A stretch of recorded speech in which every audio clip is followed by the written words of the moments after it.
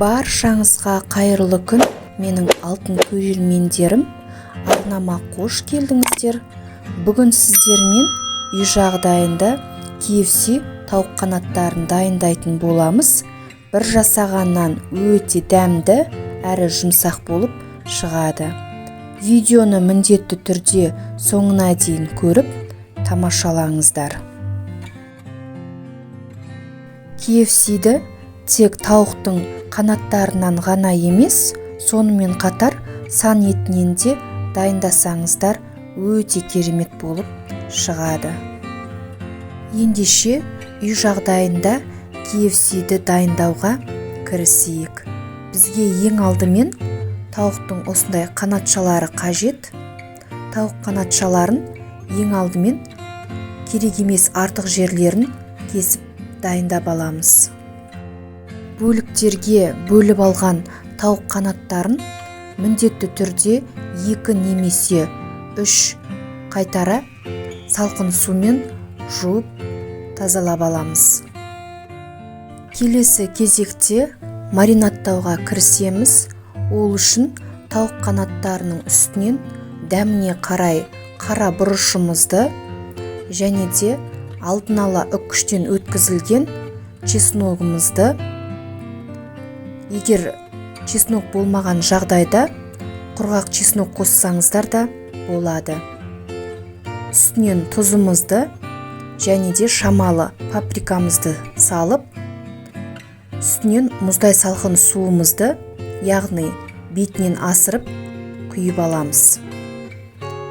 Ұнатқан жағдайда шамалы соя тұздығын қосып жіберсеңіздер де дәмі өте керемет болып шығады.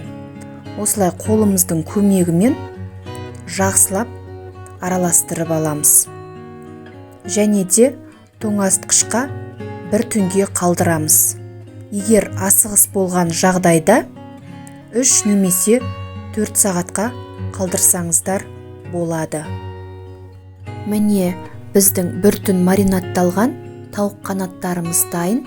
Ендігі кезекте осылай бір-бірден алып, ең алдымен ұнға, одан кейін жұмыртқаға, үшінші кезекте кептірілген нан ұнтағына аударып, барлығын осылай дайындап аламыз. Негізі маринадтау барысында неғұрлым ұзақ тұрса, яғни бір түнге қалдырсақ, соғұрлым біздің тауық қанаттарына маринады сіңіп, пісу барысында өте дәмді болып шығады. Осылай барлығын дайындап алғаннан кейін табамызға майымызды молырақ құйып, майымыз қызған уақытта осылай бір-біртіндеп салып, отымыздың астын баяулатып 3 немесе 4 минутта бір қалыпты отта қызарғанша пісіріп аламыз.